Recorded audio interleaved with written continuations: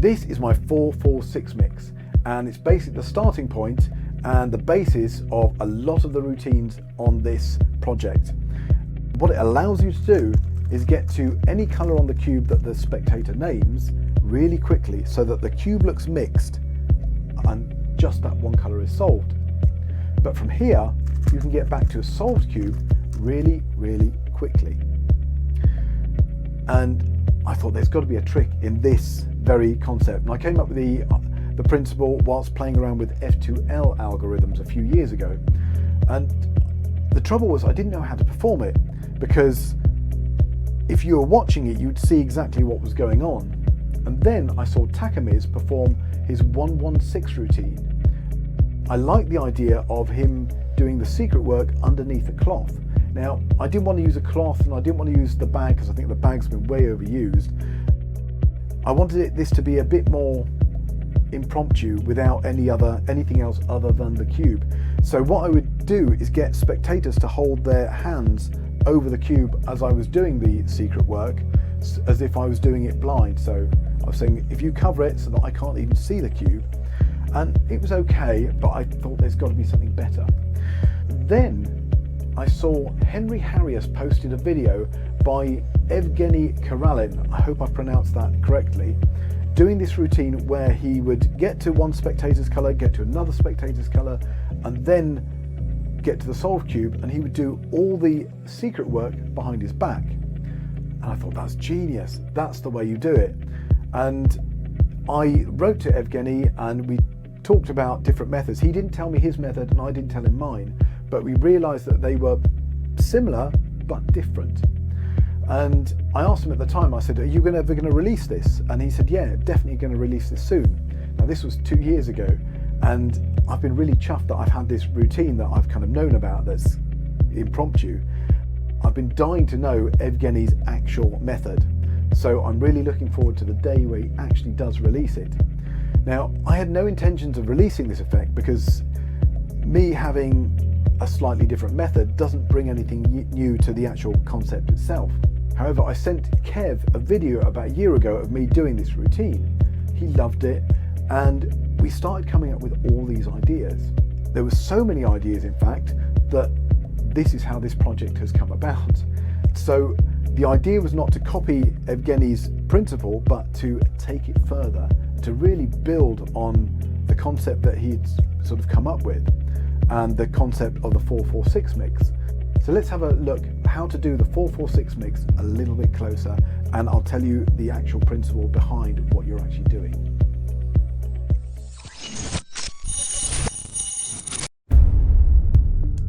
Starting with the yellow on top and the blue in front, the spectator has chosen the colour white, which goes on the bottom. The basic concept is that you take these two pieces on the front right and exchange them for the two pieces on the back left. These two pieces with the two pieces on the opposite corner over here. Which, once you perform the algorithm, looks like this, with the green and orange pieces now in front, and the blue and red are now at the back. Starting with the yellow on top and blue in front, your right hand starts with an R move, followed by a U move, then R prime, followed by a U prime, which, as you can see, has taken the two pieces out and placed them on top. Next, to get the opposite two pieces out, you simply do an L move, which puts the opposite two pieces on top of the cube. To swap these two pieces over, simply perform a U2.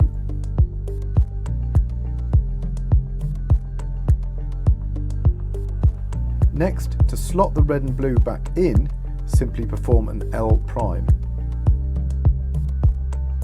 And as you can see, the white side is almost restored, apart from the orange and green pieces we need to slot in here.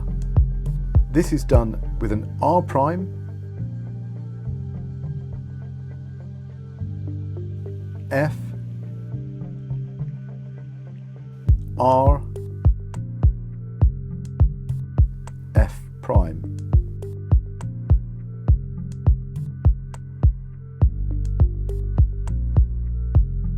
Then you need to do a U prime, which will allow you to do the same algorithm again to get back to your solved state.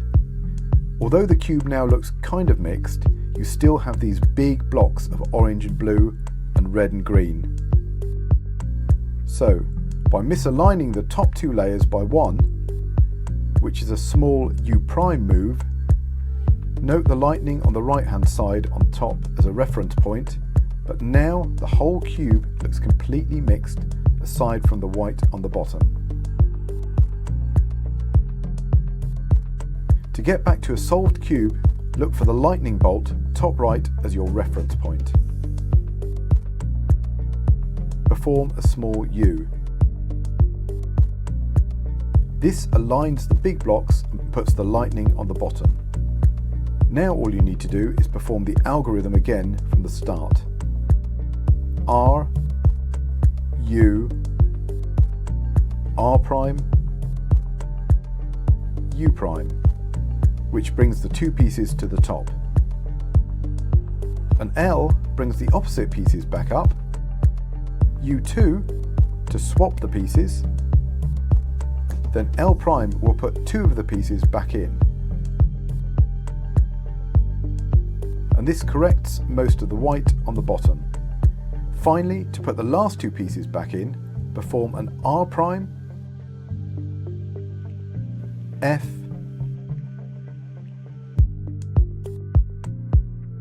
R,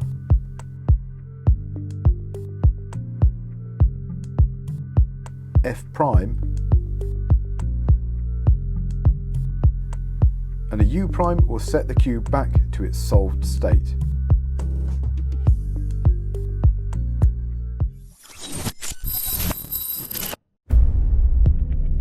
So that was the algorithm broken down, and hopefully you now also understand what you're actually doing when you're doing these moves. Now I'm going to give you a technique that speed cubers use with long algorithms to help them learn them really quickly. And that's just a case of breaking these long moves down into lots of short moves.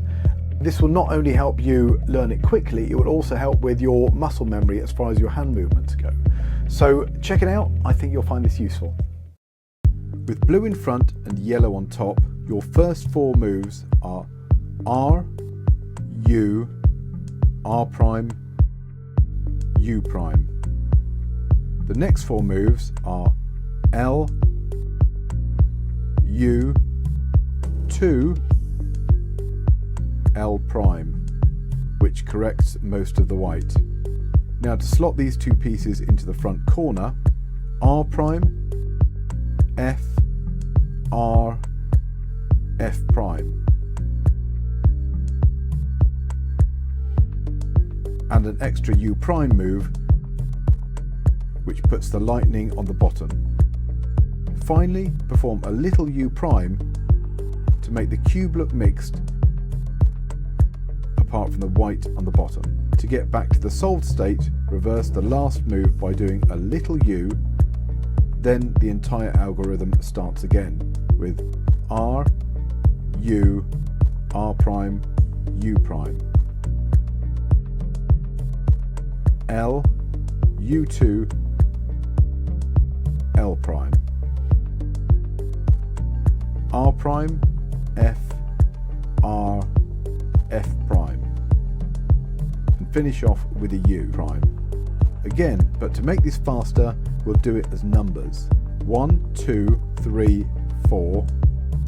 1, 2, 3, 4. 1, 2, 3, 4, 5. Then the misalignment move is 6. To get back to the solved state, undo move 6 and then start again at the beginning. 1, 2, 3, 4. 1, 2, 3, 4. 1, 2, 3, 4, 5.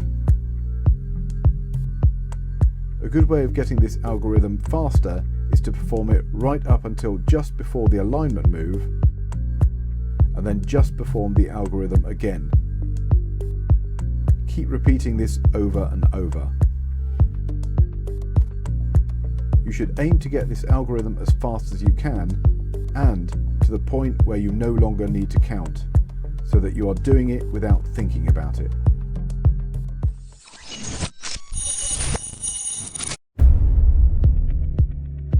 If you solve the cube using F2L, then these moves should be quite familiar to you anyway. If you don't, then I'm just going to run over a few things which might help you and give you a better understanding of cubing in general, and might help you to take things further with this, which I highly recommend. The first move you do, the RU, R prime, U prime, which puts these two pieces from here on top of the cube there, that is known as the sexy move, and that is the most common move in cubing. Hands down, once you start getting into solving the cube in different ways, that is one of the most common moves you'll come across, and it's a really useful move to practice over and over again, because it actually, if you do it 6 times, it rotates itself back to the start. You can do it on the right hand side, you can do it on the left hand side, you can even do it from the back. And there you go. Oh, no, too far. So it's a really useful move to learn and practice quickly, and gets your muscle memory for your hands really quick. Then the second move is the swap over move. There's no term for that, but to get this move back into the corner in front, the opposite corner, to get that in, you don't use a sexy move or a backward sexy move, you actually use a move called the sledgehammer, which is another way of getting these two pieces into this slot. And I think the reason it's called a sledgehammer is because it sort of comes down and then gives it and then swings like that. And it's another really, really cool move, and another one you'll find a lot in cubing. So once you've got to that stage where you've swapped the two pieces over, you do the extra move. And this is what I never used to do. I used to then just misalign the cube and then go backwards. So when I taught it to Kev, he learnt it wrong, and he did an extra move. So once he'd switched the two pieces over, he just did an extra U prime move. And that U prime move changes everything. It means that you don't have to do this algorithm backwards. You can actually just do the same algorithm again, and it takes you back into the same position. And this is where the lightning is lying down the bottom, because the way I used to finish was with the lightning on my left hand side, and but with it lying down on the bottom, you can just do the same algorithm back, the sexy move plus the sledgehammer, and then as long as you end up like this, and as long as you do that extra U prime move, that puts you back into that solved cube. So that was an accident that was really, really exciting. I think Kev's an absolute genius for discovering this, even though it was accidental. It was one of those boom revelation moments that we were just elated once we found that, proper geeking out. So yes, that's why you only ever have to learn one algorithm, and it's thanks to Kev's mistake. So I think this is just such a useful algorithm, and actually Kev's looked into different algorithms that get to this move, and in terms of there's this computer program that actually allows you to work out the moves to this point, and the moves are longer. So we worked out that we were actually cleverer than a computer. So take that. So anyway, hopefully that's given you a bit more knowledge on cubing and how these moves relate to each other in cubing terms. So on with the next part.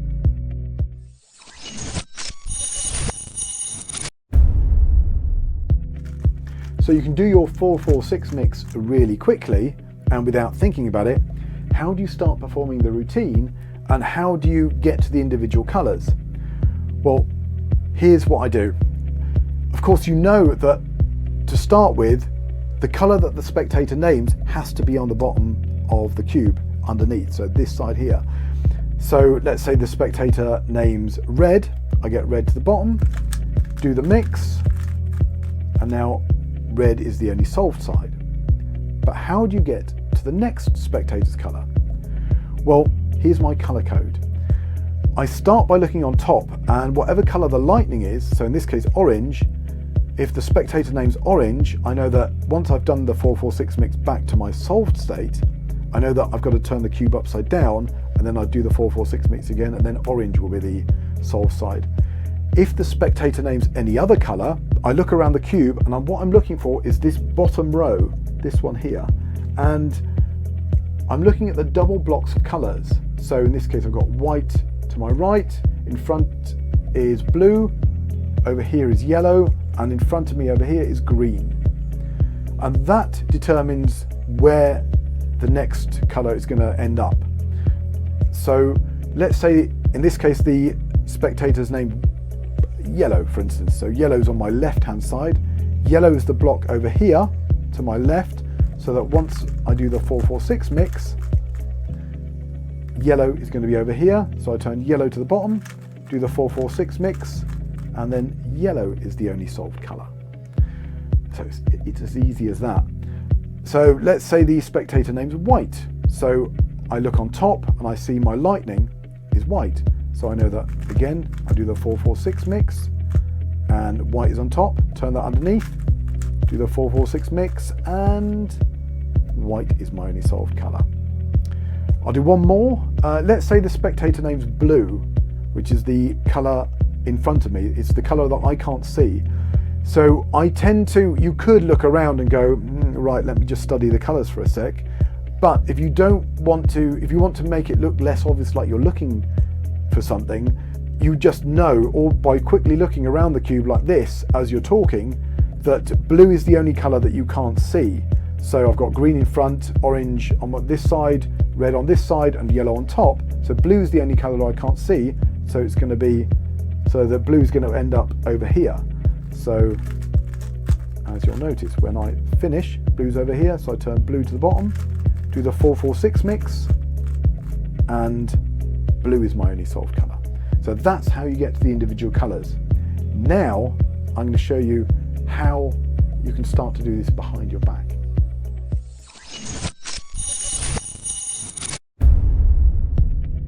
So your final challenge is being able to do everything you've just learnt behind your back. And if you've got this far, this part really isn't that hard. In fact, I often tell my spectators that this is really hard because I'm doing it behind my back and my hands are in a different position. And that's actually a total lie, because your hands are actually in exactly the same position, just behind your back. So let me just try and get to the first colour, and just like that, the entire cube is mixed and we've got white. The hard part is getting to the second spectator's colour, because you're doing twice as many moves. And the way I do this, I would say, let's say the spectator's chosen blue in this case. I'll put the cube behind my back, and I'll put it behind my back with my right hand as I go behind. And it's obviously useful to be able to talk whilst you're doing this, because it helps to misdirect, and for me it keeps the flow going quite well. When I produce the cube, I do it from the left hand side, and I come out and just show the mixed cube, because in your audience's mind all they see is a mixed cube at this point. So when you then reveal this, it's a proper boom moment, it's a proper revelation. So that's the way you do it. So I come out and go, look, the entire cube is mixed apart from blue. And that's how I suggest you do it. Now, of course, when you put it behind your back, you don't have to talk. I did say that just now, but I prefer to do that nowadays. But when I started, I would ask for silence. I would say, let me see if I can do this in under 20 seconds to get to your colour. And I'll then put it behind my back, and I would just do that in silence by looking up in the air. And that works as well. Maybe that even strengthens the routine, because people can see how hard it is, and because you're emphasizing how hard it is, they'll feel it's more impossible. So the final thing I should mention is that obviously the way I did this just now is I started from a solved cube, And if you start from a solved cube, I would suggest you ask a spectator to name any colour or to think of any colour, put the cube behind your back, and then start to mix it to that first named colour. But don't ask for the colour until you've put the cube behind your back, because I think if you hold it out like this and then the spectator names their colour, I think some of the impact is lost. However, I don't normally do it from a solved cube. I would normally do this from a mixed cube, which for me seems a little bit more impossible and kind of makes more sense. In fact, both Kev and I do exactly that, but we do it slightly differently. Kev, for instance, he starts off with a mixed cube, and you can put it in your 2112 stack or the cube card stack. Put it up behind your back and start to unmix it as you just sort of say, and you just name blue, and then you unmix it behind your back and then go into it. Now Kev puts the cube behind his back and then asks for the colour, whereas I do it the other way around. I'll have the cube mixed or apparently mixed and then say name your first colour, and they'll say blue, and then you look around. I tend to look around the cube, say right, blue. I'm going to try and get to blue behind my back, and as I say that, I'm unmixing the cube halfway. So I've done 2112 once. I can then turn around and say, look, there is only one cube behind my back, and show them this side, because this is the most mixed side of the 2112 mix, and then do the final 2112 behind my back, and then start to go to whatever colour they've asked for. And this is all about knowing your colours, so that's the important thing. And I talk about knowing your colours a lot more in the free section of our website, which is the level up part, so check that out. And that's really all I can tell you about the 446 mix. So I hope this has all made sense. If you have any questions, obviously write to us on our website, but I think once you start to play with this, you'll realise how versatile it is, but how strong an effect this is, because I think it's the ultimate impromptu cube effect, because you can ask a spectator for a colour, you can get to that colour, and then you have that solb kicker at the end. So yeah, I hope you enjoy it.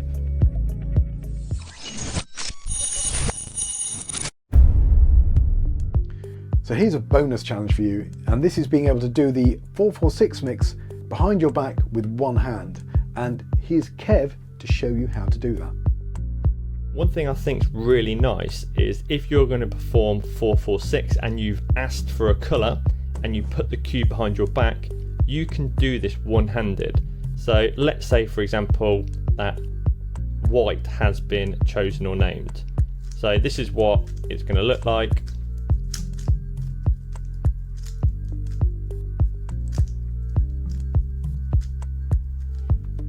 And that's going to get me to my 446 stack with white on the bottom.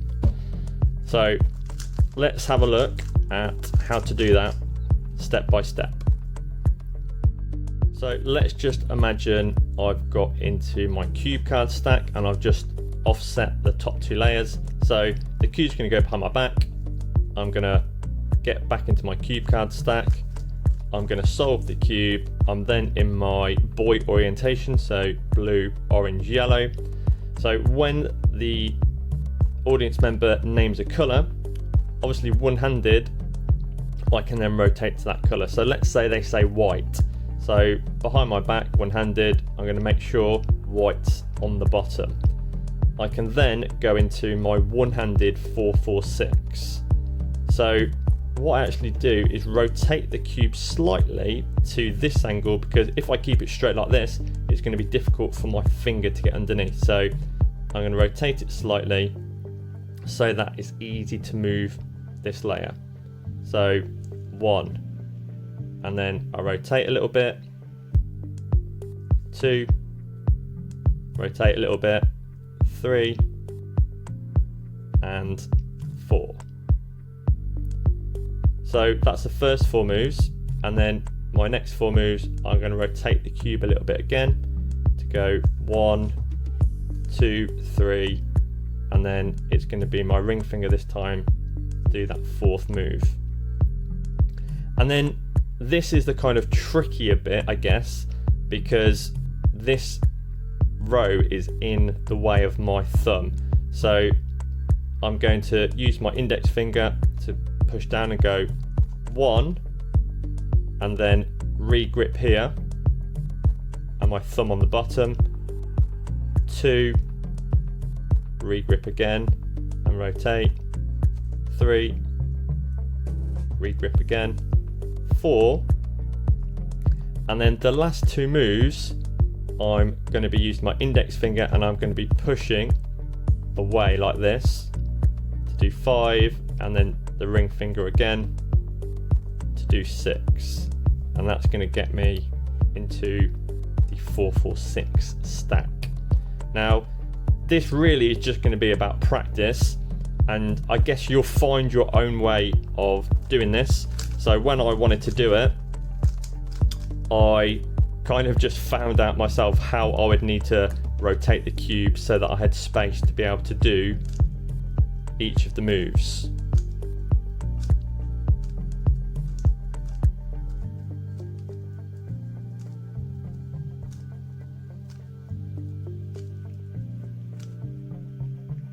Just like that. So as I said, it's a little bit knacky, but definitely possible. And as you see, it doesn't actually take that long to do. So if you did want to add that extra element into your routine where you're going to do it behind your back, and then you can either obviously bring it out and display your solve to that colour, or one-handed you can go into the stealth solve or the DT solve, then I mean that's a possibility as well.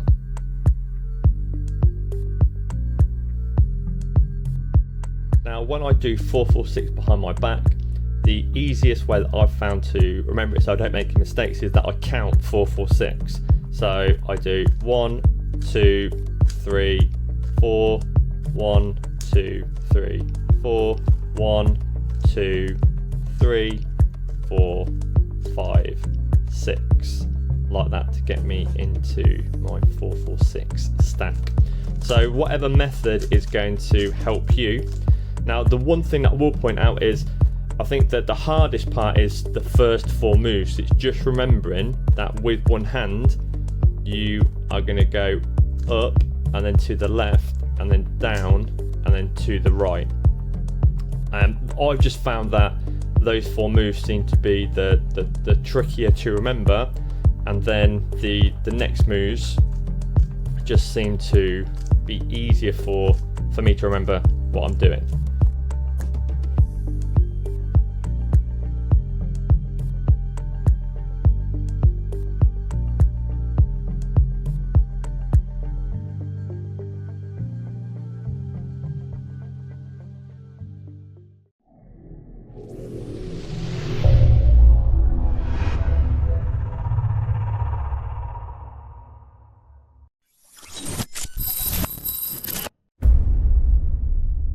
In this section of the tutorial, I'm going to teach you step by step the cube cards stack as taught on my release cube cards. Now, I use this all of the time, and in fact, there's other products on the market that require a stack, and I'll use this stack with those because I think it's just really simple to do and really easy to remember. So this is what the stack looks like, and I hope you'll agree that the cube looks really nice and mixed. But in fact, I'm only 8 moves away from getting back to my solved cube. And that is made up of using the 2-1-1-2 move twice. So 2-1-1-2, I'm now 4 moves away, and I can do that again back to my solved cube. Now, I can't take credit for this method. This is the work of the Japanese magician Takami's Usui, and he released a DVD called The Cube where he detailed a number of different one-handed techniques in order to do just that. And I definitely recommend having a look at that because he's got some other great ideas and great ways to solve the cube on that project as well. If you stick his name into Google, you'll also find plenty of other releases that he's put out, as well as a couple of penguin lectures which have got hours worth of content, and he just crams in so many ideas and tips to do with the cube. I definitely think that's essential watching. Now, this mix really underpins a lot of the stuff that is on this project along with the 4-4-6 mix. So I definitely recommend you spend the time to learn this properly. Now, you might be thinking at this point, well, I've learned a different variation of this mix.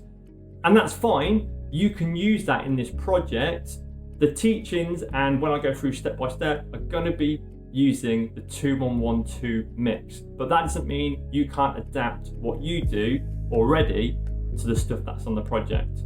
Now, in my opinion, I think even if you have learned something else, it's worth spending the time and learning the 2-1-1-2 mix, which isn't going to take you very long at all, because I just think it's the easiest and most effective version out there.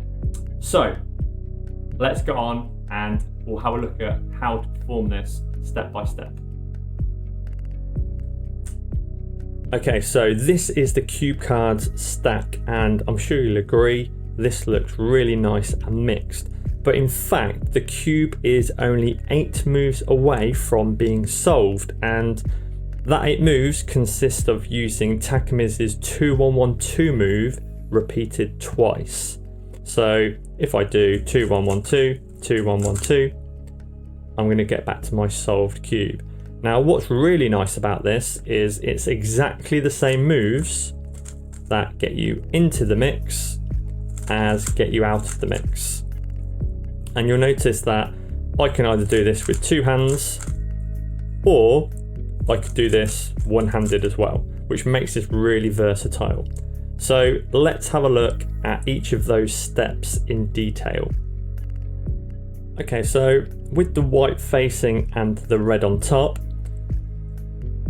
my thumb is going to be placed just in between these 2 cubelets here, and my middle finger is going to be placed on the back of this bar.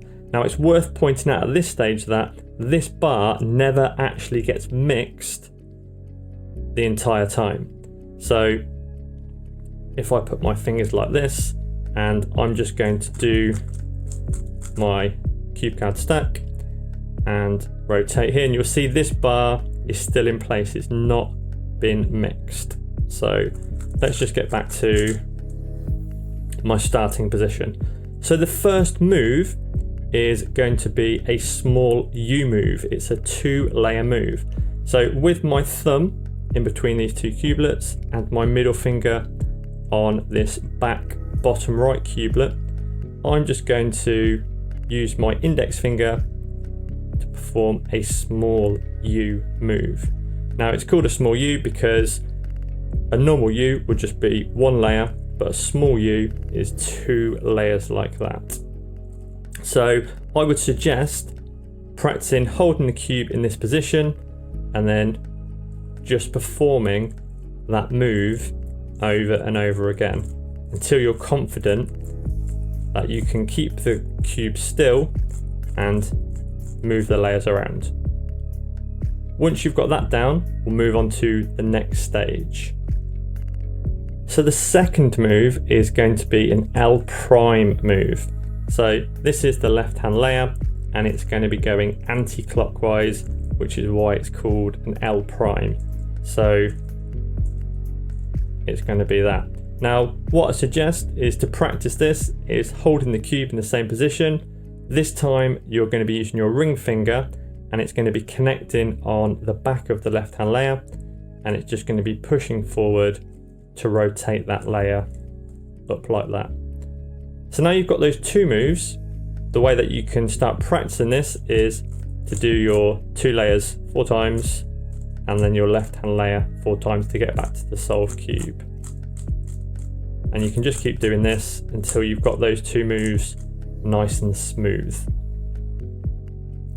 So the third move is going to be an easy one for you. Now you've done the small U move, because this time we're just going to be performing a U, which is just the upper layer on top that's going to be going round clockwise. Now, one thing I will mention is when you come to perform the 1 move, so let's just do the 2-1 that we've already learned. My thumb at this point is going to release pressure from here and it's going to pivot here a little bit, and the pad is just going to move over into this position. So when I use my index finger to perform the one layer you move, it doesn't accidentally move those 2 layers.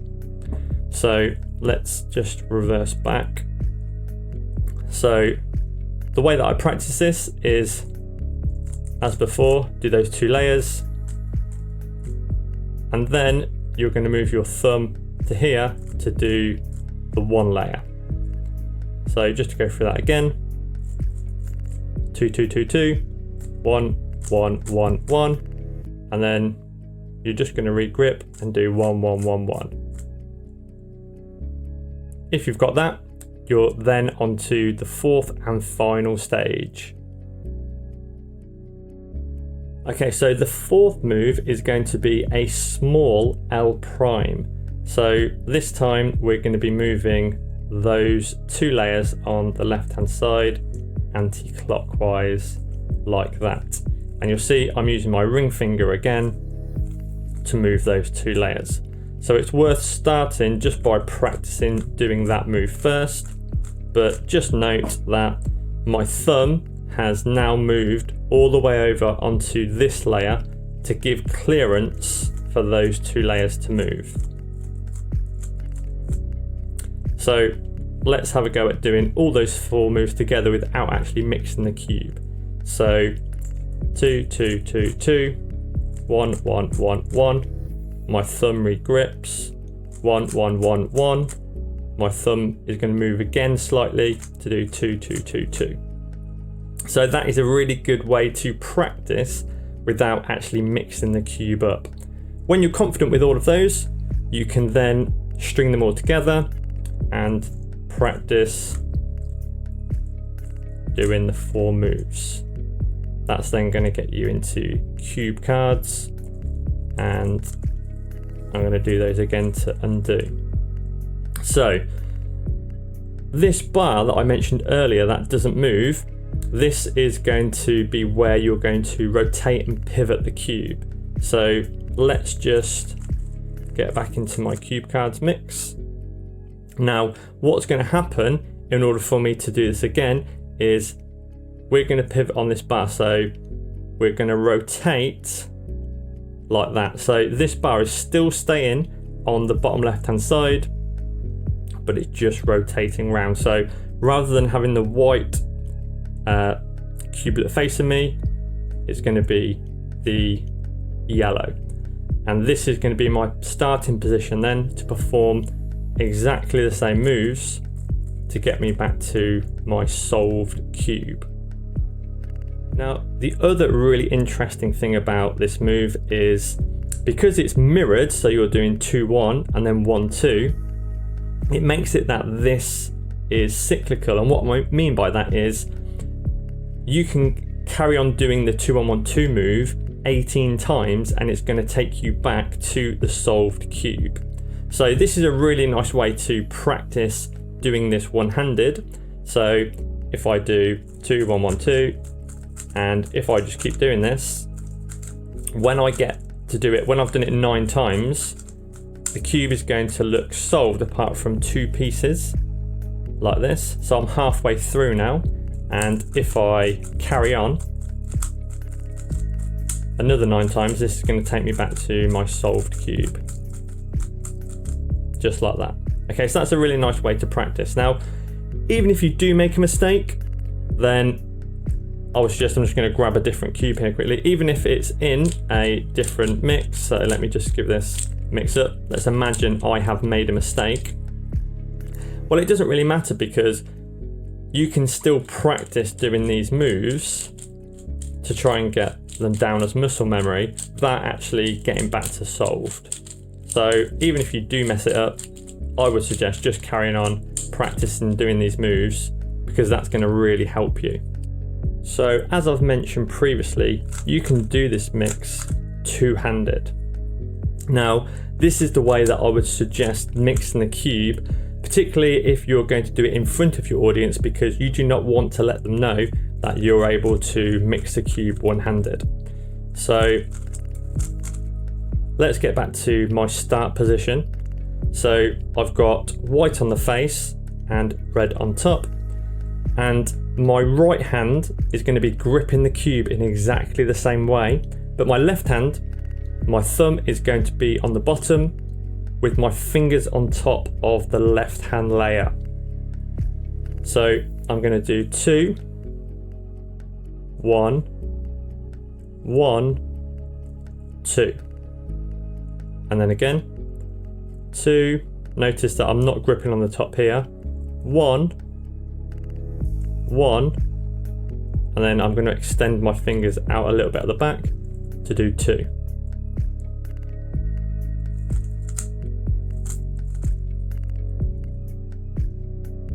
Now the other really key move that you're going to want to learn is the one-handed rotation. Now this is going to become important because when we get into our cube cards mix, rather than you rotating the cube like this, you can simply do it in one hand. And back into the mix, and then out of the mix. Now, in order to do this, you're going to be in your starting position, and once you've done your mix, your index finger is going to come across your thumb. It's going to grip on the cube whilst your thumb releases pressure. You're then going to rotate these in between your fingers, and your thumb's going to come back across and re-grip the cube like that. So let's just do that again.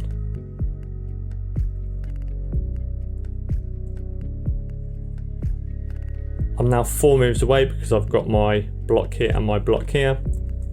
So I can do my 2-1-1-2 move to get me back to my start position. So I would suggest just starting with a solved cube and just doing this rotation move like that. Now, it might be worth doing this over a bed or a carpet or something, because you may drop this the first few times, and I find trying to do it slowly is actually harder than just doing it quickly like this.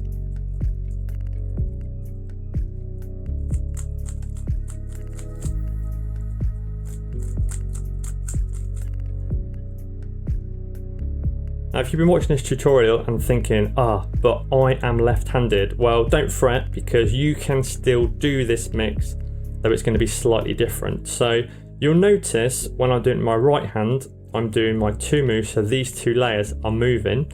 So if you're left-handed, your start position is going to be slightly different, because you're going to want white on the face and blue on top.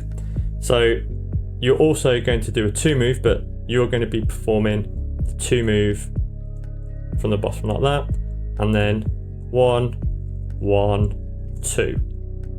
So again, 2, 1, 1, 2, and that is going to get you back into the cube cards stack. But just remembering that you're going to start from this position rather than right-handed being here. You're just going to rotate the cube to this start position so that you can do your 2, 1, 1, 2, 2, 1, 1, 2 to get back to your solved cube. So play around with that, and you'll be able to apply that then to all of the other parts and routines used in this project.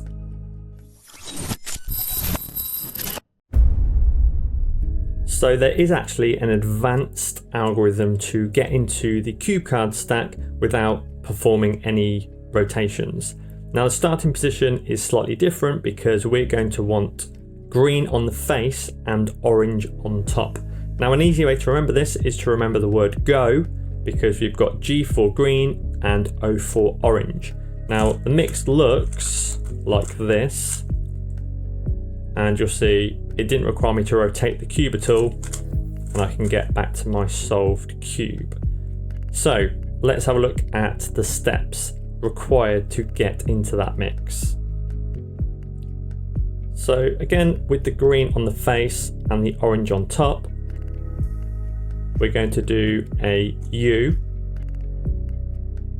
R prime, D, L prime, B, U prime, F, D prime. Let's have another go at that again. So go, green, orange, U, R prime, D, L prime, B, U prime, F, D prime to get me into my cube cards stack. Now, the more you practice this, the faster and more fluid you're going to get, and you'll start to feel the moves connect together. So you'll see from me doing it, it sort of just flows around each side, and it's really easy to do. Once you've had a play around, you'll feel these moves just flow together so you can get straight into that stack. So if you like the look of that and you think this would be a nice thing to learn, then feel free to do so.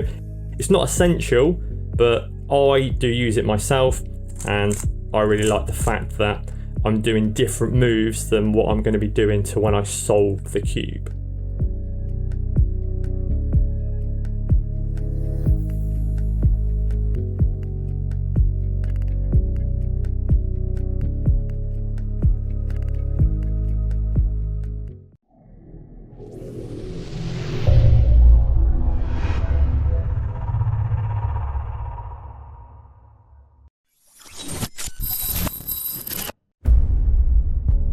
So the DT solve is actually a solve of one colour on the side of the cube, but you're going to mask this so that it's just going to make the solve look really impressive.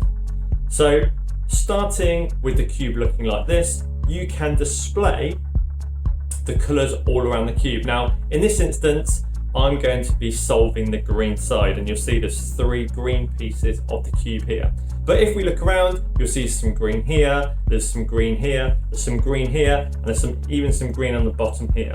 Now, if you wanted to do something magical, it would be really cool if I could take my hand and I could swipe it and it'd solve the cube. That'd look really nice, right? But and you can see the cube has now solved. So what I think is really nice about this is that you're seemingly showing the cube mixed all around, and then in an instant it's solved to the person's chosen colour. And effectively what we're doing is putting the cube into the 4-4-6 mix, and you might recognise the little lightning bolt across the top here. So you'll see I've got my green side solved. I'm then going to perform a 2-1-1-2, but actually I could do it 2-1-1-2, but I like to do it 2-1-1. So I do 2-1-1, rotate the cube, and that puts me into this position. That now means I'm only 3 moves away from my solved cube. So you can display the cube being mixed the whole time, but I'm actually going to be solving the cube as I'm showing it, all right? So when I'm showing the different colours around each side of the cube, from this position, I'm going to actually move my hand up, but I'm going to be rotating the bottom layer like that to show this side. On the left hand side, you'll see I've now got this block, but the audience aren't going to see this. So the next step is to actually rotate the face of the cube, and to do that, I'm going to be gripping it like this. When my hand comes over to seemingly do a swipe, I'm actually going to be pushing those 2 layers like that, okay? But it's hidden in that action. And if I show you the left hand side now, I've now got 2 rows of the green. So this has left me in the position where I simply just need to rotate those 2 bottom layers to get to my solved side. And what I really like about this is that this can just be done on the offbeat, or people look at this and then they look again and it's solved, which I think is a really nice moment. The other beautiful thing about this is that this has set you up in the perfect position to do an in the hand solve to the spectator. So imagine you've shown a mixed up cube, you ask your spectator to hold their hand out. I'm going to put my hand here. You then place the cube in their hand, get them to put their hand on top. They haven't done anything yet. That side of the cube has solved. So I think this is a really nice way to display a solved side of the cube, but also a fantastic way to get your audience involved and get them to do it in their hands, which I think is really strong. So let's get into how to do this.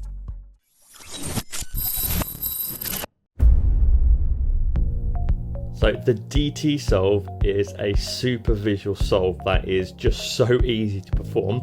So this is the position you're going to be in before you do the solve, and just like that, you can get to your solved face. Now, the reason being is because you're going to be in this position where in fact you've got your 2 rows here and your 1 row here, and all you're going to be doing is just pushing those 2 rows like that to get to your solved cube. But if it's done with a little bit of motion or movement, it just becomes invisible and it just looks like it's magically solved.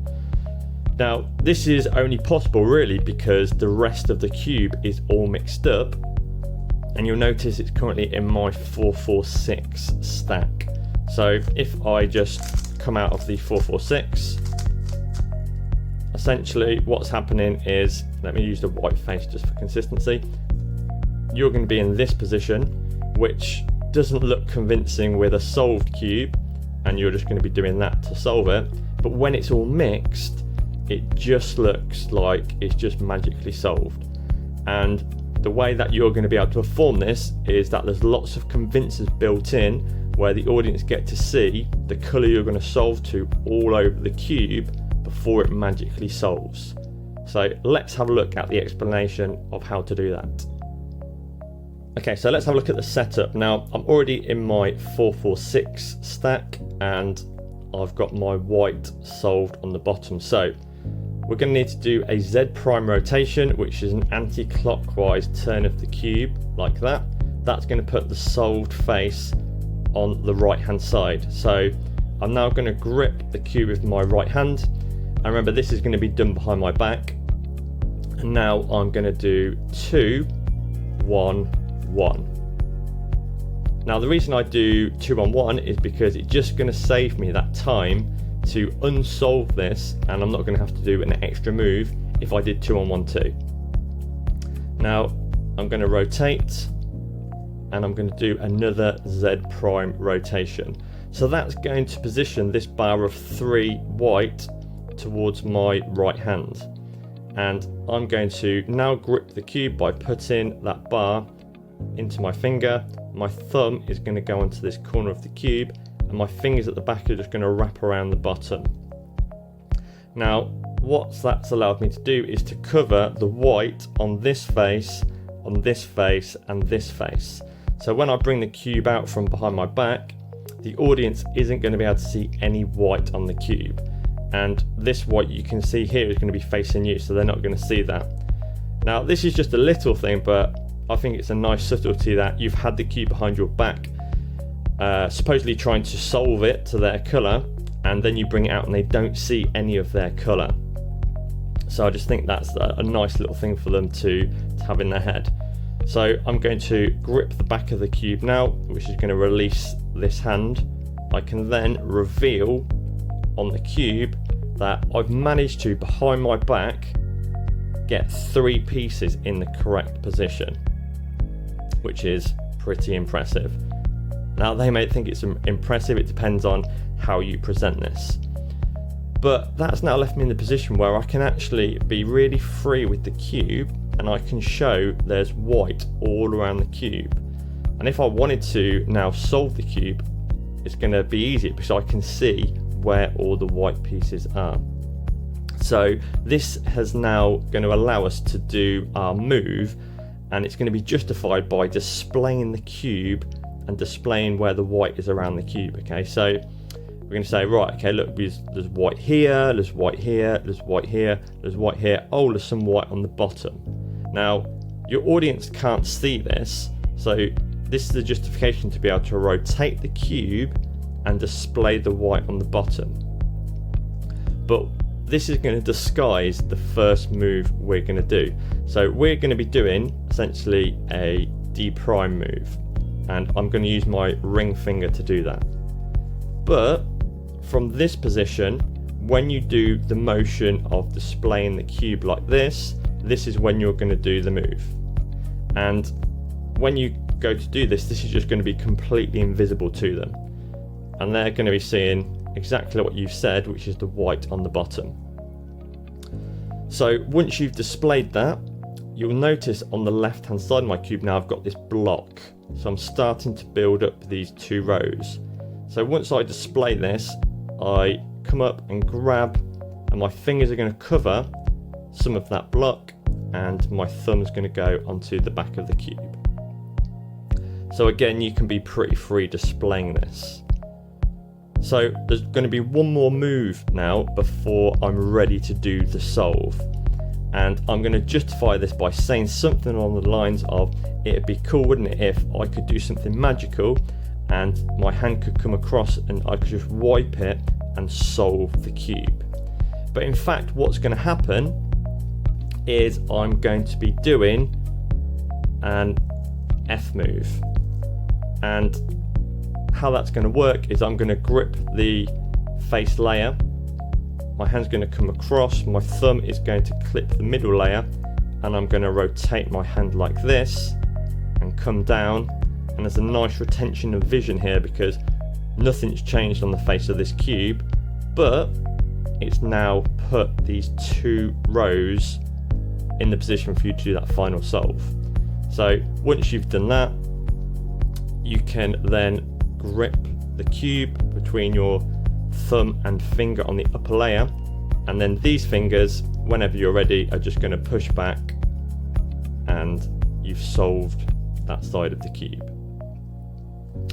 So that's one way to do it. Now in that version I have to kind of like switch my hands a few times, so I'm now going to show you a method in which you can do the final solve using your left hand, and this will also allow you to go straight to the solved face in one go. So let's have a look at how to do that.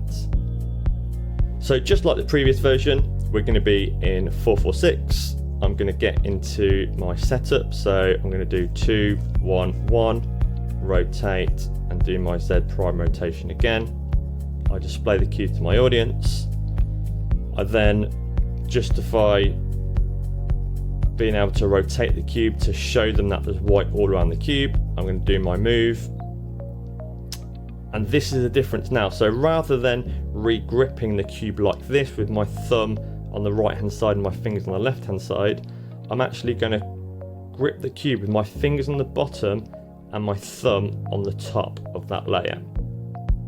Now when I come across to do my swipe move, what this is going to allow me to do is I come across to do the swipe, I'm going to do the same move and come back. This has put me into the position to do the final solve, but I can now do this all in my left hand. So rather than pushing like I did before, this way I'm going to use my nails. So my nails are going to come in front of this left hand side layer and they're going to push out like that, and that's going to take me to my solved position.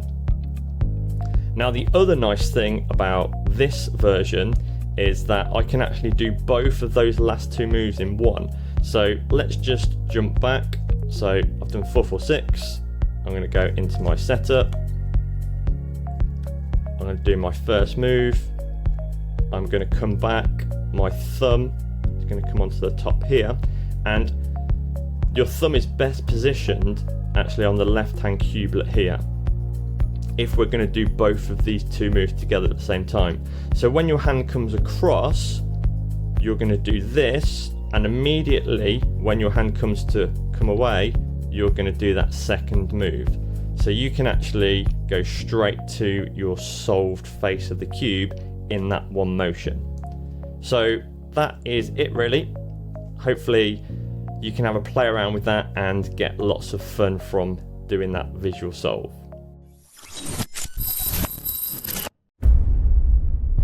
What's going to hit harder than you solving the cube? Well, it's going to be your audience member solving the cube, and the DT solve is the perfect solution for this. So if you look at my cube, I'm now in my 446 stack. the colour on the bottom is white. This is going to be behind my back, and I'm going to go behind my back. I'm going to do my setup, my 2-on-1, rotate, and then rotate into my hand. Bring the cube out. Again, look, I'm not showing any of the white. And this could be part of the Decepticon routine, okay? Or you could just do this in its own right, it's up to you.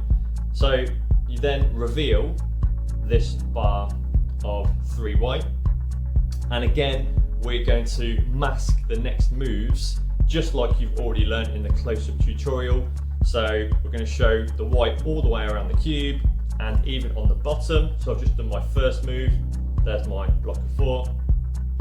I'm now going to do my second move where I talk about, it'd be cool, wouldn't it, if I could like magically solve the cube or something. And then you're here, 2 rows and 1 row here. So you're 1 move away. All you've got to do is that. So I'm sure you're already ahead of me, that when you're in this position, this is a perfect opportunity to say, oh, actually, just hold your hand out for me. So they hold their hand out, say, okay, I'm just gonna put the cube in your hand, cover it like this, and that's it, game over, you're already done. And when they go to have a look at the cube, they'll see that it's solved to that colour. So there's not much in it, you've learned everything you need to know. It's just, rather than you doing a visual solve to solve the cube in the DT solve, you're just going to ask for their hand and then ask them to put their hand on. And all I'm doing is that move whilst the motion of putting it in their hand. So it's completely invisible. They're not going to see it. And if you just ask them to put their hand on top straight away, they're in this position. You can have a little bit of time misdirection if you want, but whenever you want, you can say, okay, it's done. They lift their hand off. All they can see is a mixed cube, but no white, and maybe they won't even clock that to start off with. And then when they turn the cube over, the cube's solved and it's in their hands. Impossible. So I just really love this, and it just gets such great reactions. So enjoy it. I hope you get some really great reactions with it too.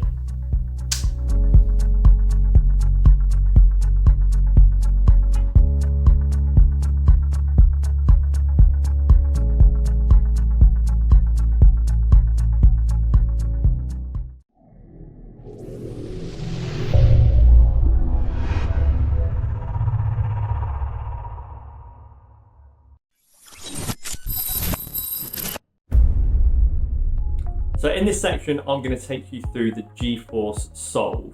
Now, I've been tinkering around with this since about 2018, when I first met Fredrik Heyman at the Session Convention in London. Now, if you're not familiar with Fredrik, he is a magician from Stockholm in Sweden, and he released a instant solve of the cube with vanishing ink called Squeeze. So if you're not familiar with that or you've not seen it, definitely head over to Vanishing Ink, type in Squeeze, and I'm sure it will come up. Now, on that project, as a bonus, there was added a one-handed version of that solve, which I came up with, and I sent the videos to Fredrik, and he was like, I can't do this. And I'm not surprised, because it was a really knacky thing to do. So even though it was on the project and I showed you how to do it, I don't imagine many people bothered to put the time in to learn the movements, but also because it was restricted to camera only, really. The angles weren't very good, particularly if you wanted to perform to real people. So I wanted to crack the problems with that version, and I think this is it. So let's get into it and have a look at what this looks like.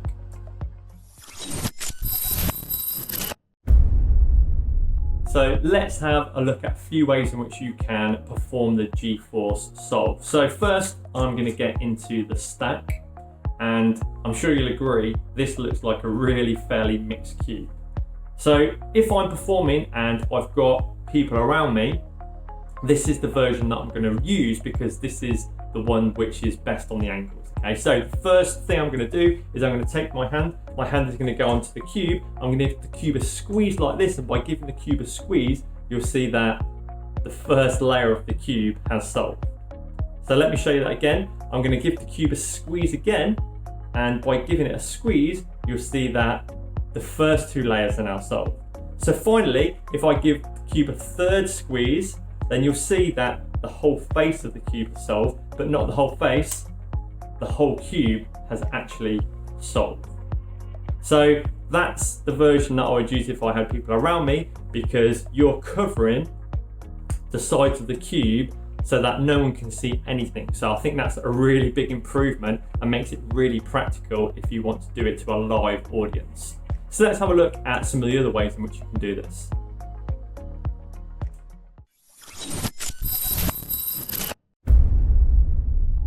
Okay, so you've just seen the version where the cube is solved row by row, but you could actually solve the cube all in one go in a very similar way. So from this position, you're going to again put your hand on the cube, you're going to give it a squeeze, but when you display the cube now, you're going to display the whole cube has been solved, and you can display that from all sides.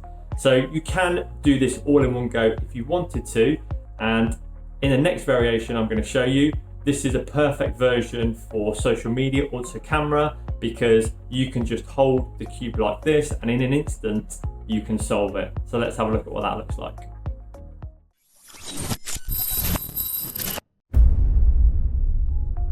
Okay, so the other way in which you can do this is as an instant solve. So from my same start position, what I could do is come over, I could place the cube in my hand. Obviously this version is more angle sensitive, but from here, I could actually solve the cube straight away and you could display it as being solved. So if I just jump back for a minute, what I'm doing is I've done a couple of mixes which I'm going to unmix. So there's one, that was the second one, and that leaves me in this position. Now you can see it doesn't look great on the top, which is why you need to make sure your cube is angled. If you can imagine like rain hitting it and the rain running off, that's going to be the perfect angle for whatever you're looking at, so the camera or the spectator's eyes. Now it doesn't look too bad on the sides, it doesn't look great, but it doesn't look too bad. But from this position, you're going to pick up the cube on the upper layer, and with these two fingers, you're going to be essentially moving the two layers at the same time in order to solve this face. Now that just leaves the back face, and there's a couple of ways that you can get to a solved cube. So if you're in this position, you could just drop the cube like that, and all I was doing in that motion is just squeezing to solve the cube. The other variation is, particularly if you've finished with it on your palm like this, you can grab the back layer, and in the motion of rotating it, what you can actually do is rotate those two layers to show a solved cube. So dependent on your situation, you might want to choose one or more of those different variations to put some time and effort in to learn. So let's have a look in detail about the moves you're going to need to learn to do.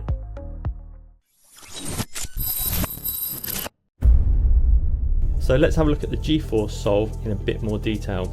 Now, at the moment, I have got yellow on the back face. So this will be the side which is solved and seen to the audience as being the solved side of the cube. So before I do the moves, rather than having my thumbs on the face, I'm actually going to start with my thumbs on the upper layer at the top. This just makes the first few moves easier to do. So this is the algorithm. I'm going to perform F,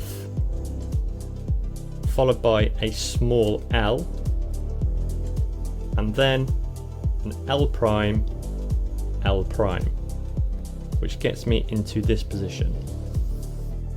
The next two moves I'm going to perform as one. So I'm going to perform an F and a B prime. And to do that, this thumb is going to be placed on this right hand centerpiece, and my index finger and my ring finger are going to push the back layer and the face layer up like that. That then gets me into this position. The last move I'm going to do is going to be a small L. And this is my starting position before I perform the solve. So let's have a look at the setup again a little bit faster. So F, small l, L prime, L prime, F and B prime together, and I'm going to finish with a small l. So essentially what's happening is after we get into this mix, this is the state in which we're going to solve the cube. But as you can see, it doesn't look great on the top, doesn't look great on the bottom. The sides are not too bad, but these are going to be covered when we do the final moves. So if I just let's just solve this cube to get back to here. So I'll get back into the same position I started with, yellow on the back and white on the face. So once I do my F, small l, L prime, L prime, the next two moves are just to make the cube look more mixed up. So when I do my F and my B prime, and then finally my small l to get to this position, this is just to have a really nice display of the cube. And what's going to happen is I'm going to perform two moves which then unsolve or get me back to this position ready to do the final solve. And this can be done slowly or as an instant solve, but just to show you slowly, this is the face that the audience are going to see. You're going to cover, solve the second row, solve the third row, and then display the whole cube being solved. Now there's a number of different variations and ways to do this, so let's have a look at those next. Let's have a look at the different ways this can be performed then. So I'm in my stack, so let's just undo those two moves, which is going to get me ready to do the final solve. So this is the position I'm going to be explaining the next few possibilities.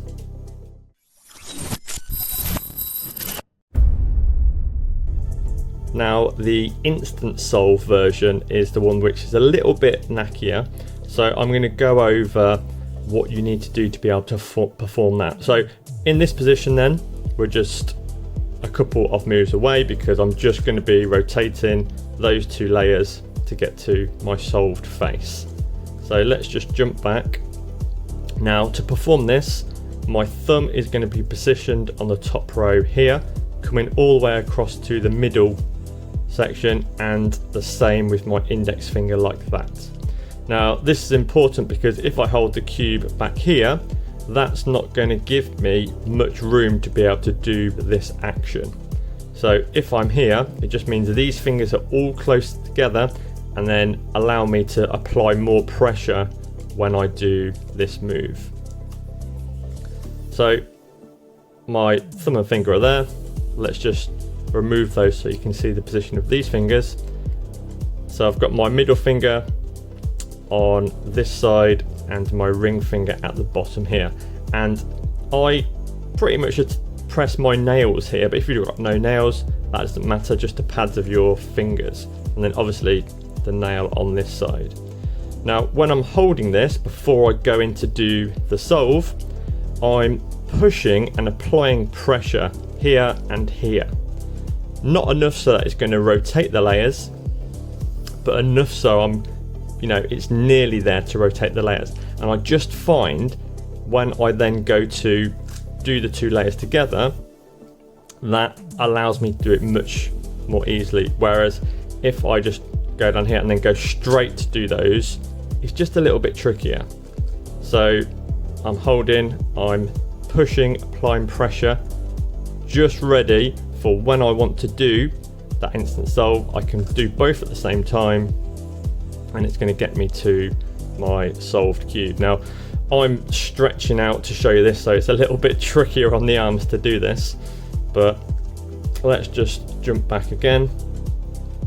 I'm holding here, I'm getting ready to press, and I'm going to do this scissor action with my fingers like this. So what's happening is my fingers are pushing, but they're making this kind of like scissor action to spin around both of those layers at the same time. So from here, and then I'm applying pressure, and then when I want, I can spin it around to get to my solved face. And then finally you've got this back layer. So if I was doing this, and this is perfect for camera because you're like face on, in order to finish solving the cube, I just squeeze here and drop, and I've got my solved cube. So let's have a look at the other options. Now the other variation was to do an instant solve but with cover as well. And this is really nice actually if you want to start practicing doing the instant version, because if you go a little bit wrong and it doesn't fully solve, then it doesn't matter because you can go into your gradual solve. So let's imagine I've displayed my first row as being solved. I'm going to grip the cube as in the previous explanation. My hand's going to come up, and when my hand is up, that is when you're going to do both those layers. And obviously you don't have to do it as fast as if you're doing it visually, because you've got a little bit more time, and then you can display your solved cube. So let's just reset here, and let's just imagine I've come to do that and I only managed to do one layer. Well, that's okay, because just like the gradual solve, you can now come back down and you can do the final layer and display your solved cube. So that's a nice little way if you want to start doing that, but you're a little bit hesitant to do it displaying the cube. Use that cover to practice, because you've got your fallback of doing it gradually if you don't get that solve all in one go. So let's have a look at the gradual version, and there's a couple of variations on how you can do that as well.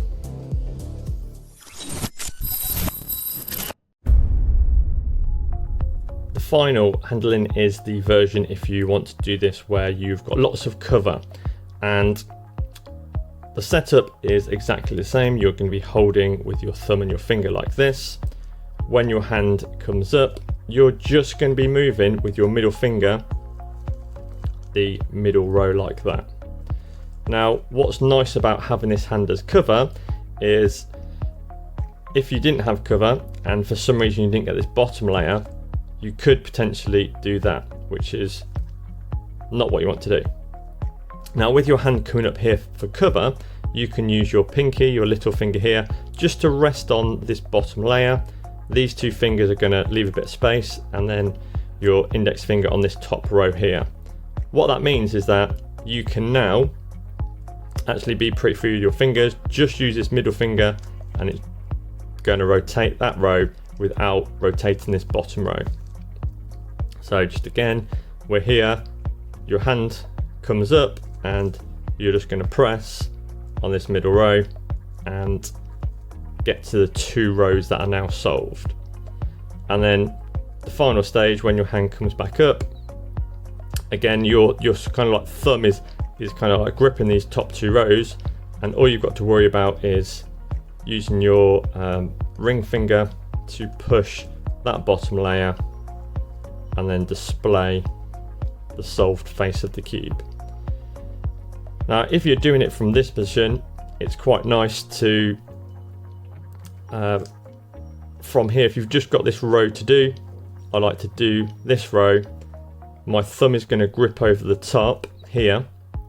This is just going to give a little bit of cover, because when my hand comes down to do the final reveal, I'm just going to clip the edge of this back row, and then I'm in my solved state. Now if you don't want to do that, you can display the cube like this. Obviously everything's covered because your hand is wrapped around the cube, and you're just going to grip on your right hand layer here with your thumb and your fingers, and you're basically going to display the cube to your audience if they're over here like this. But what's happening is you're just rotating those two layers like that, and they're not going to be able to see that you were rotating a layer. It just looks like a solved cube, which I think is really nice. So what about if you don't want to do these two different motions? So if you don't want to do those two motions, there is a solution. So let's have a look at another slight variation on that move now. Okay, so in our same position, let's imagine I'm going to go into my solve. Now, if you don't want to be pushing with your middle finger one way and your ring finger the other way, we can go in the same direction, but it just involves one extra move. Have a play around. If you think this is going to suit you better, then obviously use this version. Now, setup's exactly the same. I'm going to cover, but when I do the middle row, I'm actually going to just be pushing here. So my ring finger's not involved, just my middle finger, and I'm just going to push that row. Now this doesn't look great here. So what I'm actually going to do is when I cover, I'm pushing the middle row, and then I'm just going to push the bottom row. And when I display the face, there's a little indiscrepancy on this bottom row, but I don't think it's going to be noticed at all. That means when you come to do the final cover, you're just doing that bottom row again to get you into your solved cube. So let me just show you that again. So this is what the audience are going to see. You're going to cover, you're going to do 1, 2, come down, display the 2 rows, cover, and just do that one again, and display your solved face of the cube. So they're the different variations. Choose which one is going to work best for you and your situation, but I just think this is a really, really nice way to solve the cube. Now, just some final thoughts on using this method. So when you actually come to do this, what I would say, don't try and rush this. So don't try and do it as fast as possible, because if you do, the likelihood is that you're not going to get both of those moves down. So once you've got your pressure here, just do it slowly, or just practice even just doing it as slow as possible to make sure you can get all of the way around. And then when you do come to do your solve, again, you don't need to rush to do it. You can just do it nice and slowly. Obviously, if you're going to do it so you're actually using no cover at all, then a couple of things you could do is maybe use a bit of a motion like this. So when you come up, you're just going to slam it down on your hand and get to the solved face. So you could do it like that when you are proficient at doing it. Now, as I said, I'm at arm's length stretching so I can show this on the camera. So it's quite difficult for me to do it in this position. But you could even wave your hand like this, and when you come down to this point, you could do the solve, and it just looks like it's just magically solved. So, you know, you've got those options open to you, but I would say do spend time just practicing this scissor move. And what I started to do was to think that we've got this kind of like this X and Y axis, and this finger was going to push through, and this finger is pushing through that row. So when I'm here and I'm applying pressure, I'm just thinking about pushing through both of those sides so that I can get around to get to my solved face. So I think that is all. So I hope you enjoy playing around with this and can get some really nice solves.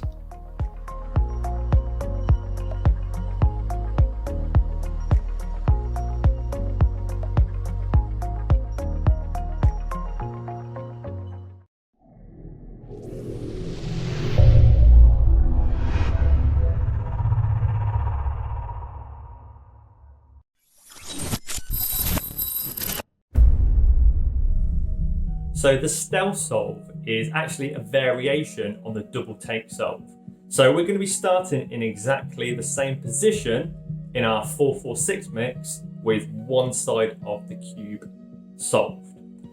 And this is going to be done behind the back. So imagine I have mixed up this cube. The cube is going to go behind my back, and I'm going to display to my audience and ask them if I have solved to their colour. Now you'll see that it's just all mixed up, but I can see there's two cubelets here which have got their name colour, which in this instance, this example, would be green. Okay, so they're going to look at that and go, oh no, it's not quite there. And then you're going to come out and say, oh, I thought you said green. And in that action, I've just moved the guy behind my back. I've got back to my solved state. Now, this is very similar in the setup to the DT solve, but this time my solved face is going to be facing my left hand. And again, you could do 2-1-1-2. I'm just going to do 2-1-1 because it's just going to save me a bit of time. I've only got to do 3 moves instead of the 4 moves, which puts me in this position. Okay, so now all I've got to do is 1-1-2 to get me back to the solved face of the cube.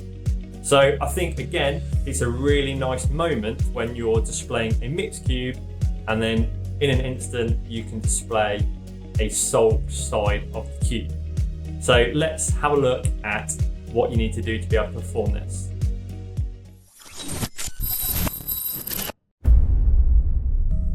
So let's get into the stealth solve. Now the stealth solve is going to be a one-sided solve of the cube, and I'm set up ready, and I'm 3 moves away now to do the stealth solve and get my one side of the cube solved. So let's have a look at getting into this. Now you might already have noticed that I am in 4-4-6. I've got my lightning bolt here. So let's just get back to a solved cube and start from the beginning. So an audience member names a colour. Let's go for orange. So orange is going to go on the bottom. Going to perform the 4-4-6 mix. And from this position, we've got our solved face on the bottom. We're going to perform a Z rotation so that solved side is now facing my left hand. Now we're going to perform the 2-1-1. So you could do 2-1-1-2 from here, but I find just having to do 3 moves just makes it that little bit quicker to get to the solved face. So from here, I'm going to do 2, which is a small U move, 1, which is an L prime, and 1, which is a U. So now I'm going to do my rotation like you would normally, and I'm now ready to unsolve by doing 1-1-2. So naturally my fingers are kind of here already, so to do the solve I'm going to do an L prime 1, a U 1, and then a small L prime, which gets me to my solved face on the top. Now when you perform this, so let's just go back to having done my 4-4-6, I've done my Z rotation, I then do 2-1-1 and rotate. And you'll see at the top here you've got 2 cubelets which have got the colour that you're going to solve to on this face. But when I display this to the audience, I'm going to rotate the cube forward so this is the side that they see. Because I think it's more deceptive if you have that little bit of cover behind your back and then you're going to show the solved face. So if you can imagine my hand is my back, I'm going to display the cube to the audience and they're going to see this side of the cube. When it comes behind my back, I'm going to do the 1-1-2, display to the audience, and they're going to see this solved face on the cube. And I think it's just really nice that you can just get there super quick. So that's all it is really. And then from this position, you can rotate the cube back down. There's your lightning bolt, and you can undo your offset and do your 4-4-6 mix to get you back to the solved cube.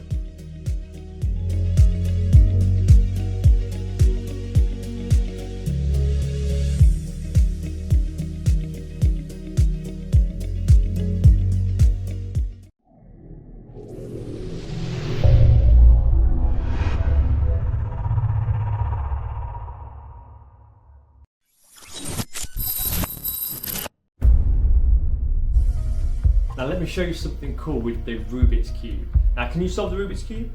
No? Alright, well it doesn't matter because I'm going to be doing the solving. I just want you to help me. Now I can already solve the Rubik's Cube, but what I'm practicing is to do the Rubik's Cube behind my back. So what I want you to do is just to think of a colour on the Rubik's Cube. So you can choose red or blue or green or orange or white or yellow. Now don't tell me, just think of this in your head. I'm going to put the Rubik's Cube behind my back, and you can change your mind if you want to, and when you've decided on a colour, you can tell me, let me know what the colour is. Blue. Alright, any reason why you chose the colour blue? No? Alright, the only reason that's because blue is actually the most popular colour in the world. But let me see what I can do. Now what I didn't tell you, I should have said, is I'm learning to do the Rubik's Cube behind my back, but behind my back one-handed. Okay, so it's a lot harder. So let me see where I've got. Blue, right? Check this out. Blue, yes, I've got a whole row of blue behind my back, which is awesome. So obviously the next stage for me is to learn how to do like 2 rows and then 3 rows and then build it up that way. But what I need to do is have a look around the cube and see where I've got some more blue. So there's blue here, there's blue here, or there's blue here, or there's some blue on the bottom as well. Now, obviously being a magician, another way to solve the cube would be to do it in a magical way, right?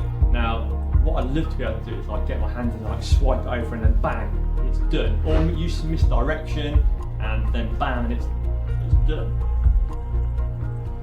Let me show you this again, alright? If you missed that, let me show you this again. So I just want you to name any other colour on the Rubik's Cube. White, okay, cool, look. I'm going to put the Rubik's Cube behind my back again. I'm going to give the cube a mix up. And I'm going to try and get to your colour white. I think I'm there. Am I there? White? No. You said white though, right? Yeah. Cool. Now look, let me show you one more time and I'll show you how this is working. So just name for me another colour on the Rubik's Cube, any one you want. Yellow. Okay, look, the cube goes behind my back, I give the cube a mix up. And in fact, actually, I don't want you thinking that I'm sort of like switching in and out cubes in my pocket. I'm not, I've just got this one cube. And I'll just turn around just so you can see I've got nothing else on me. So you said the colour yellow, right? So if we have a look at this cube, can you see, oh, there's some yellow here on the cube. Now if I take my hand and I cover the cube and I give it a squeeze like this, hopefully, as you'll see, the first row has now solved. So let me show you this again. If I take the cube again and give it a squeeze, hopefully you can now see that is 2 rows that I've solved in the cube. Then finally, if I do it a last time and give it a wipe, you'll see the whole face of your name colour, yellow, has now solved. But I didn't just do one face. I used misdirection again. And actually, I have solved the whole cube. And that is my routine Decepticon.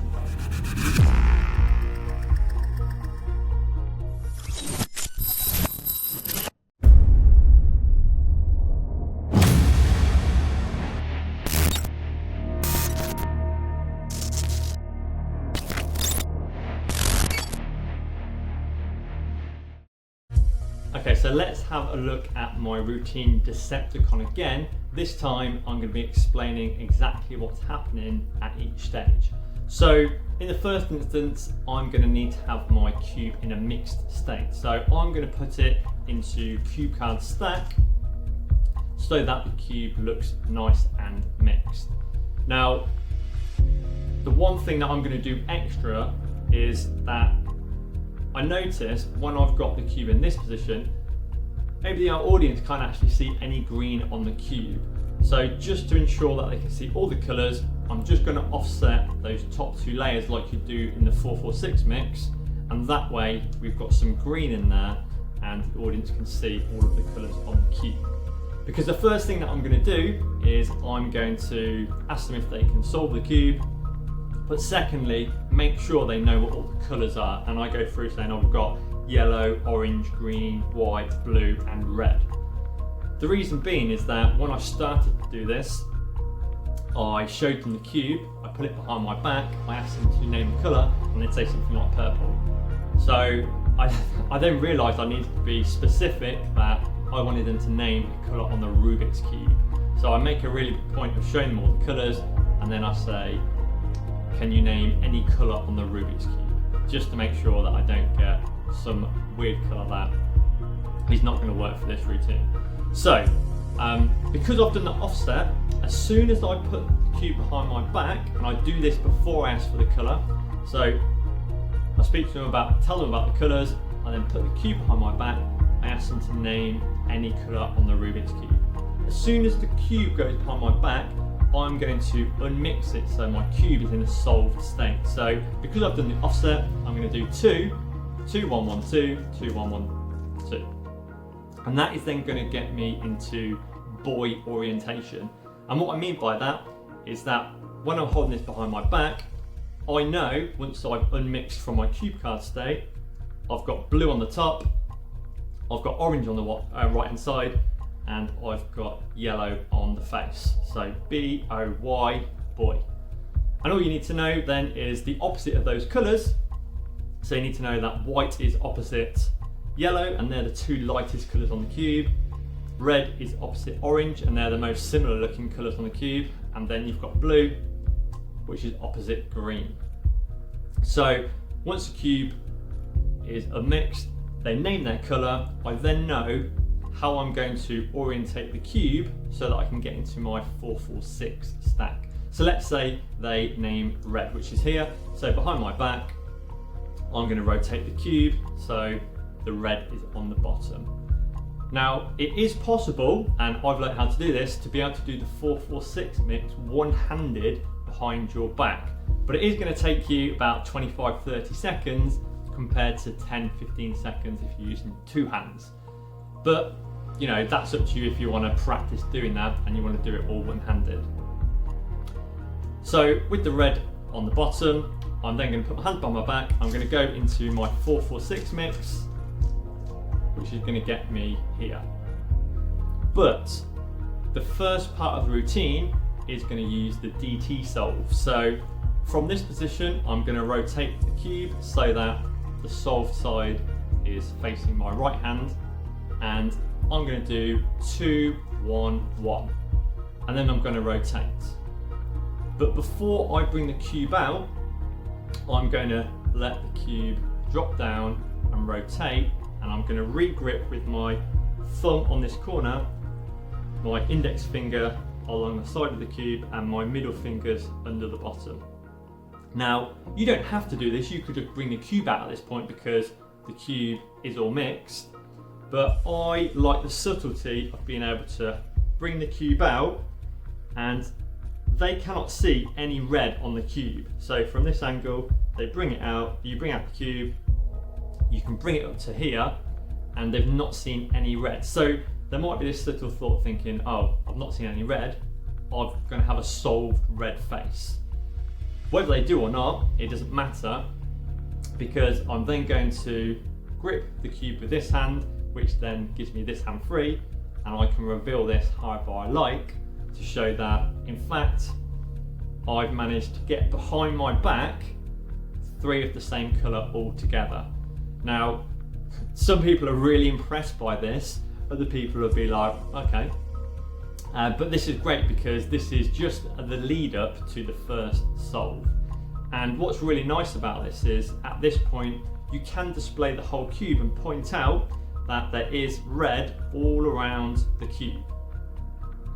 And if you've watched the instructional video for the DT solve, you'll know what's going to happen at this point is I'm going to, during this motion, rotate that bottom layer. So I've then started to solve this side of the cube. But if you do it at speed, say here and then on the bottom, it's totally invisible, and this side of the cube still can't be seen by your audience. And even if there's people stood here, they're only going to catch a glimpse of the little block. But as soon as you've done that, you're going to grab it with this hand anyway, and cover that side of the cube. And this then sets you up into the position where you can say about, it'd be cool if I could do something magical and swipe the cube and it all solve. But in fact, this is just so you can do the next move where you're going to be moving those 2 layers. But because you're using your hands, it just becomes invisible, and then you're going to re-grip again to cover this side of the cube.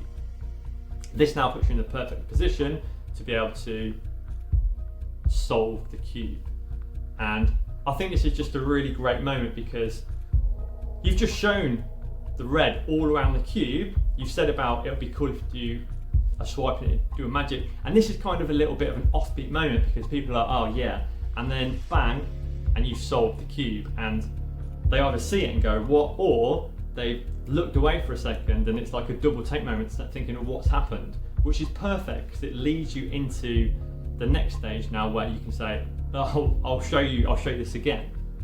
So at this point you're going to make sure your cube is orientated back so you can unsolve or unmix the 4-4-6 mix. So with my lightning bolt on the right hand side, I'm going to ask for another colour, a different colour, and after watching the 4-4-6 mix you'll know that as long as you clock the colours on the side of the cube here, you'll know which way you're going to need to orientate it. So let's say for example they now say green. Okay, so I know this is going to be the green side, so I've got 2 blocks of green here. So the cube goes back upon my back, I'm going to unmix my 4-4-6 mix, and then I'm going to rotate to put the green on the bottom. I'm then going to go back into my 4-4-6 mix, and this time I'm going to set myself up for the stealth solve. So this time the cube is going to be rotated this way, so the solved face is facing my left hand, and again I'm going to do 2-1-1 and rotate, but I'm not going to do anything else because this is going to be the position of the cube behind my back, and I'm going to pull it out here and say, am I there? Obviously you know you're not there because you're displaying this mixed cube. They've said green, so the audience is expecting to solve face of green, but they're only going to spot these 2 colours, so you'll be able to look at their faces. Now they'll be like kind of nearly there, and this is the perfect moment now because you're going to come out and say, oh, I thought you said green. So what I've done there is just to go back to my setup with the green on the right side, I'll do 2-1-1, rotate, this is what I'm displaying, and then I'm just going to be doing 1-1-2 behind my back to come out to show this solved face. And again, this gets some really good reactions. That then leads me into the final phase where I say, right, okay, right, I'm just going to do this one final time, just name any other colour we've not already used. So let's say, for example, this time they say blue. So I'm going to check where my lightning bolt is on the right hand side. I'm going to go behind my back. I'm going to do my 4-4-6 mix to get me back to solved. Because they named blue, this is now, because I haven't done it here, this is going to put me in the perfect position with the blue facing my back to do the G4 solve. But if they've named another colour, you just need to rotate the cube so that side is facing your back. When you're in that position, you're going to set yourself up for the G-force solve, which is going to be like that. And at this point, when I've got myself ready, I say, look, actually, I'm going to show you what's happening because maybe you think I've got another cube or something behind my back. I haven't. And I think that's nice because that dispels the thought that maybe you are switching it out, which would be pretty much impossible at the speed that you're doing it. But it's going to set us up perfectly to do the G4 solve. So their colour that they've named is white, and you'll see the whites down here. And as you know, the first move of the G4 solve is to undo that mix. So in the motion of gesturing my hands, I'm just rotating those 2 layers, which then puts me in this position. I can say, oh, you said, oh, the colour white here, and they can clearly see there's 2 white pieces here. But what we're going to do is we're actually going to be rotating the cube so that they see these 3 white pieces. So when my hand comes to cover, I'm rotating, I'm then doing that move. So without any cover, it's here, and I'm doing that. But behind my hand, when I put my hand there, and what I found is don't try and do this before your hand is covering, because it will look like a move.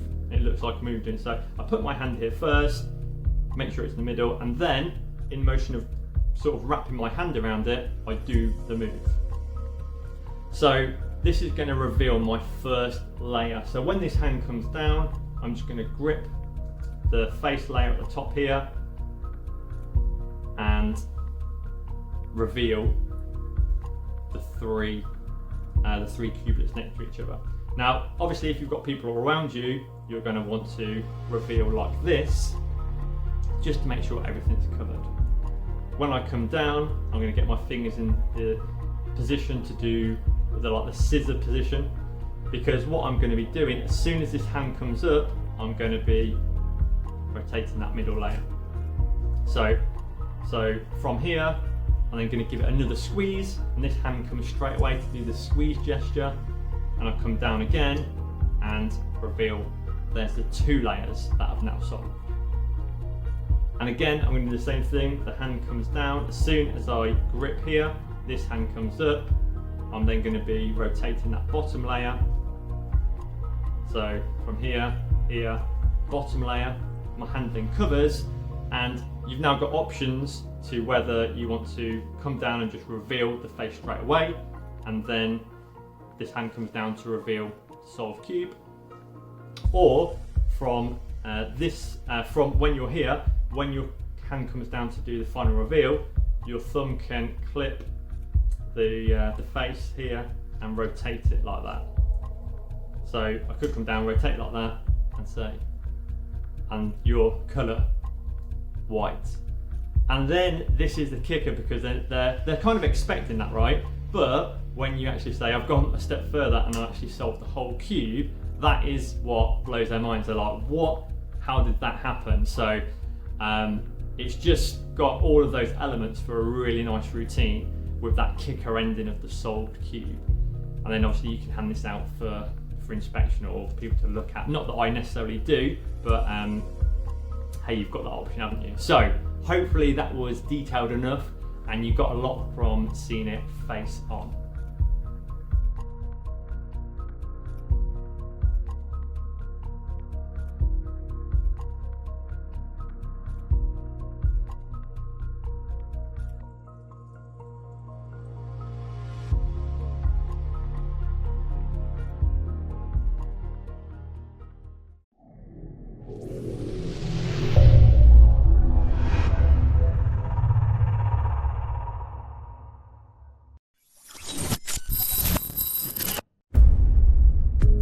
Mixmaster false mix is a really nice mix of the cube.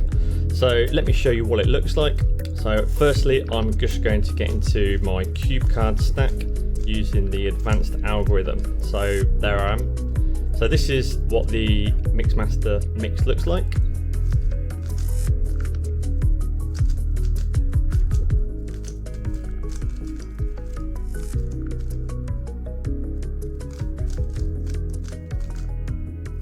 That's got me back to my cube cards stack.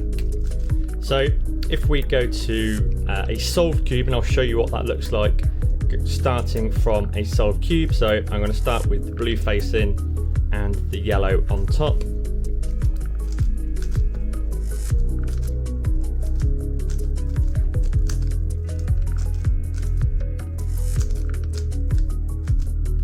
And back to my solved cube. So as you'll see, the algorithm is quite long, but what I like about it is that rather than keeping the cubes in a static position, you are actually rotating the cube whilst you're mixing it up, and I think it just looks really nice and fair, particularly if a spectator's watching you and they're seeing you do this mix. So let's have a look at the algorithm.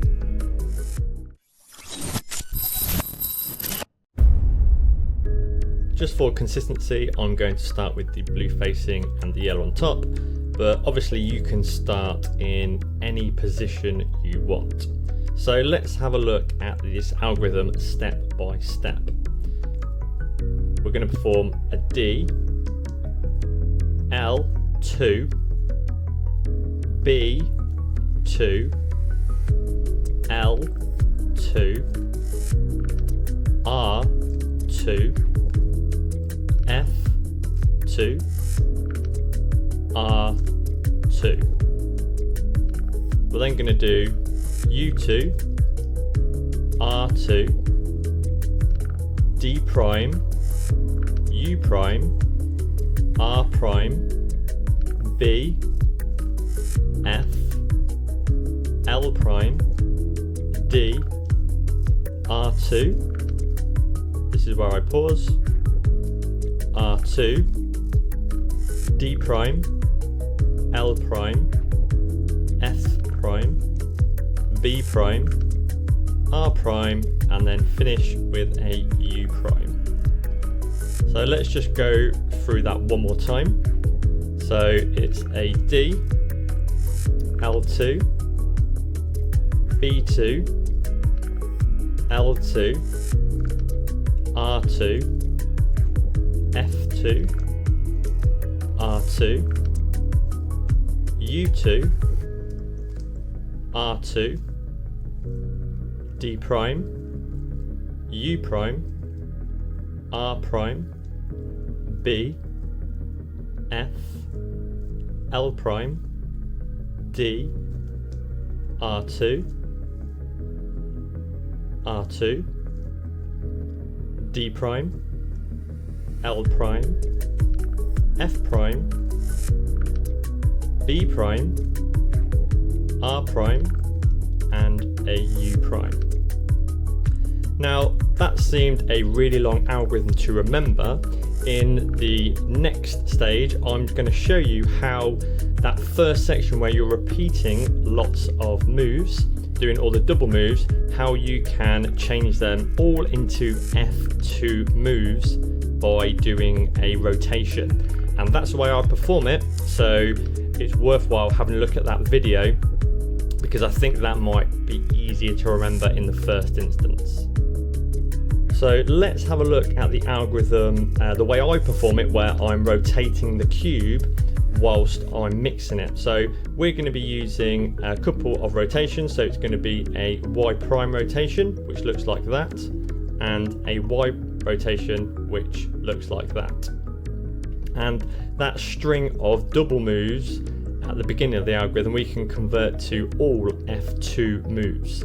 So we're going to start off with a D, Y prime, F2, Y prime, F2, Y, F2, Y, Y, F2, Y prime, F2, Y, F2. And that gets me into this position where I've got this Y symbol and an H. So now I can continue with my algorithm. So U2, R2, D prime, U prime, R prime, B, F, L prime, D, R2, this is where I pause, R2, D prime, L prime, F prime, B prime, R prime, and finish with a U prime. So that's the technique that I use, and that might be a bit easier to remember with those string of double F moves right at the beginning.